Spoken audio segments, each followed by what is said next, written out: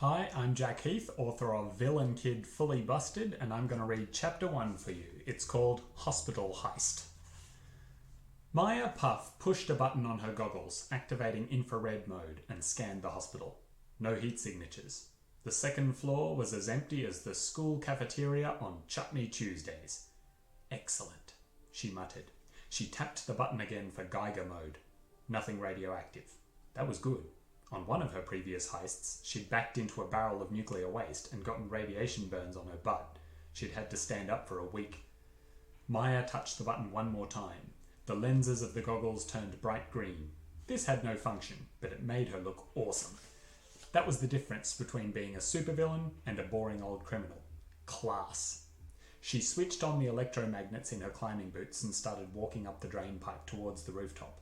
The batteries would last 60 seconds. More than enough time. A cold wind blustered, messing up her hair. She quickly rearranged it so one eye was mysteriously covered. "Hi, Maya," called a voice from below. She looked down. Her best, and only, friend was on the footpath 2 stories below, scribbling in a notebook.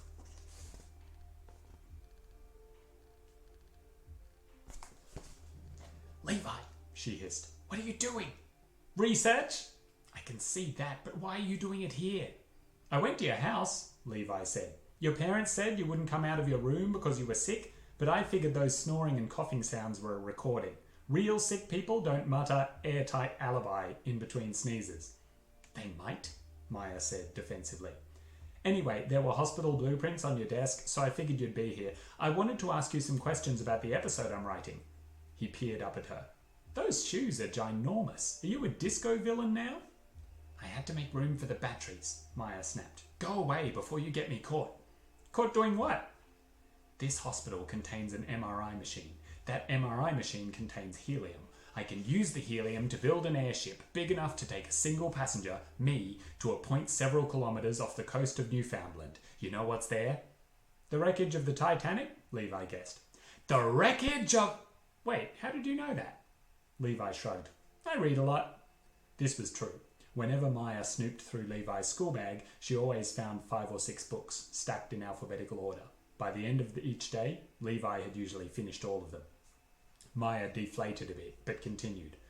"Well, I saw a documentary about a necklace on the Titanic, a huge sapphire pendant with lots of diamonds. I'm going to steal that necklace and sell it for millions of dollars. Then I can use that to buy an island where I'll train an army of mice to invade Dolvania. From there, I don't think that was a documentary," Levi said, "and I'm not sure Dolvania is a real place." "You don't need to be sure. You're not the criminal mastermind here." "Why are you climbing the wall? The front door is unlocked." Levi stepped sideways and the automatic door slid open. Maya couldn't believe what she was hearing. Would Lex Luthor use the door? Would the Joker use the door? Would Amy Monstera use the door? Amy Monstera was Maya's favourite villain. 200 years ago, she had captained a pirate ship, stealing treasure from every continent, and none of it had ever been found. She'd left a single black feather at each crime scene. Very classy. "Maybe not," Levi said, "but I'm pretty sure the hatch on the rooftop will be locked." "Will not." "Will too." "Will not." "Will too."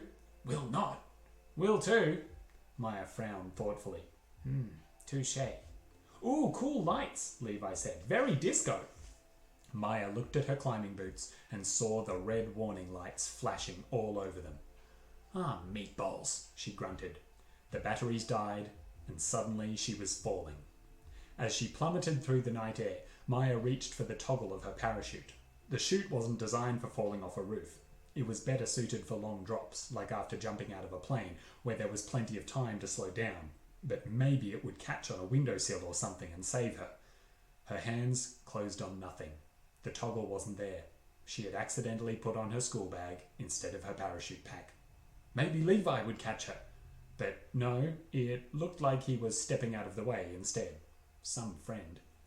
So this is how I die, Maya thought, as the wind buffeted her face and the ground rushed up to meet her, in a heist that went wrong before it even began. Then she came crashing down onto the bonnet of a passing police car. That must be why Levi had moved, to avoid getting run over. A siren whooped. Maya rolled off the bonnet, leaving a sizable dent, and landed in a crouch beside the vehicle. The driver was Detective Fu of the Mount Cabbage Police Force, his eyes narrowing under thick brows. Detective Fu was always itching to arrest somebody, but the only other criminal in town was old burglar Banjo, who enjoyed getting caught. This seemed to take the fun out of it for Fu. He'd love to arrest Maya instead. Levi stepped between Fu and Maya. She didn't think this was for her protection. He was probably just making sure the three of them were in alphabetical order. "What's going on here?" Fu demanded. "You'll never take me alive!" Maya shrieked. She turned to run, reaching for her pouch of smoke bombs at the same time. Levi grabbed her arm. "We're just out for a walk, officer," he said.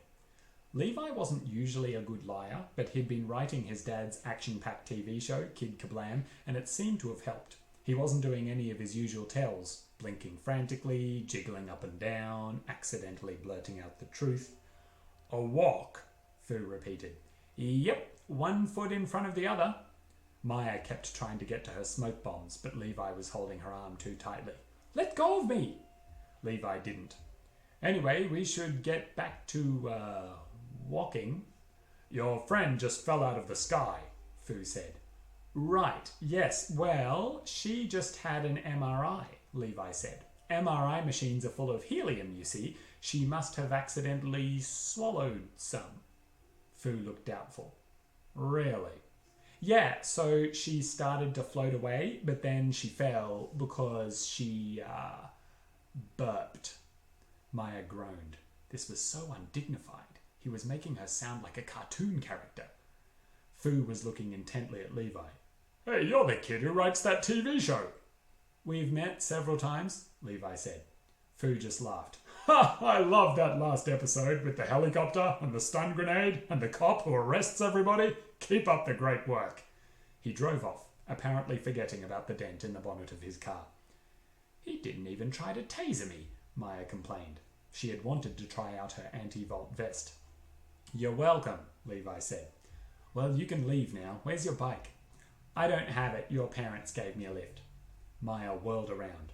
Mum's electric camper van was parked across the street. Dad was marching across the road towards her, his ponytail bouncing all over the place.